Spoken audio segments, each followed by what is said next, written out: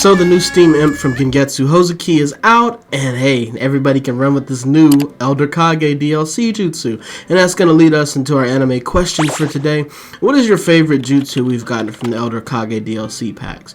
Me personally, mine's has got to be the Flying Rising Slice. But yeah, in today's video, we're basically going to be breaking down the new jutsu that we got from Gengetsu Hozoki, and we're basically going to be, letting you know what works with it, what doesn't work against it, what are the strengths and weaknesses of this jutsu, and just fully breaking it down for you. So if this is something you think you might be interested in, stay tuned to the video.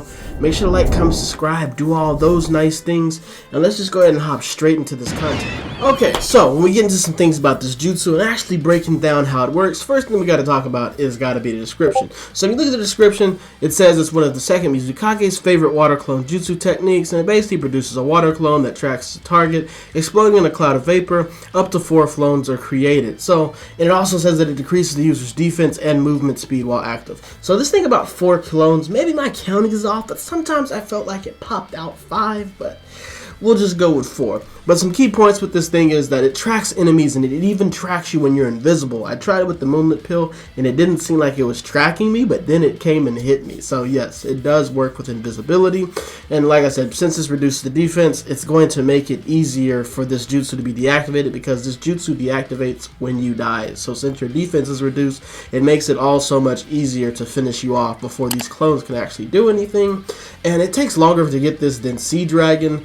And this thing is unblockable, so nobody can block this. That is a key thing. But this jutsu will glitch sometimes whenever it's going after your opponent. So, I mean, you got to be careful with that. And, I mean, all around the jutsu is, I mean, I appreciate it for the creativity, but the practicality when it comes to them being able to kill you easily, it just kind of makes the jutsu have a little bit of a weakness. The range on it isn't too bad, but sometimes the tracking can be a little weird depending on if there's a bunch of enemies around you. And if you're trying to hone in on like a healer or something like that when there's a bunch of enemies around, it might be a little bit difficult for this to hit. But some strengths that we have with this jutsu is that it defeats armor. So things like Susanoo armor, Sukuna Hakona, it's going to handle this easily. Also, barrier jutsu, so things like Water Pillar, Sand Shield, Dome Wall, and Flying Rising Guiding Thunder. You're not going to have to worry about any of these jutsus giving it any issues. And honestly, that's some strengths. It's glad that, this ultimate tackles these things. But when we move into the counters, which is, there shouldn't be a lot of counters for this because it's an ultimate, well, that's wrong.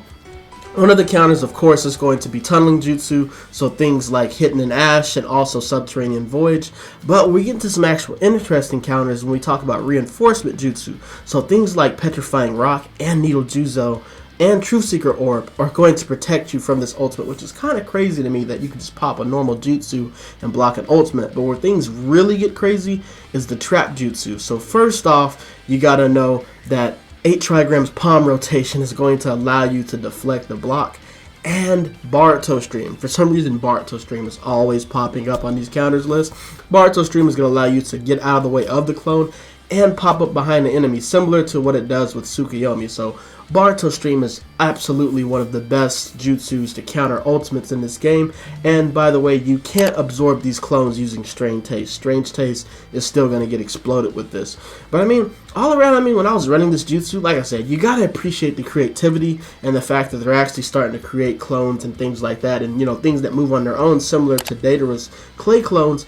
We got to appreciate that. Now, the thing is with the tracking and sometimes, the fact that they can kill you so easily, they got to get rid of that defense reduction. I really don't even know why they added that on there, considering range types already have such a low amount of health.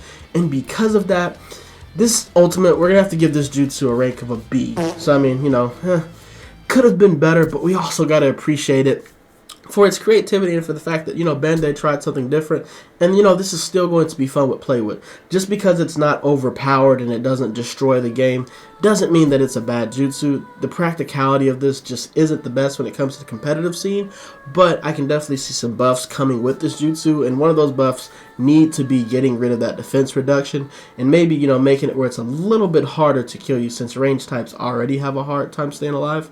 But let me know in the comments how y'all have been feeling about this jutsu, and let me know, some good builds to run with this ultimate to, you know, utilize it. Some things I already had in my head were things like, you know, maybe Sea Dragon to get everybody into one area and then sending the clones in there and things like that. But let me know what y'all been running, how have y'all been enjoying this, and who's excited for the next Elder Kage pack that should be coming out not in October but November. This next one should be in November. But hey, make sure to like, comment, subscribe, do all those nice things, and I'm gonna see you on the next one, man. We up.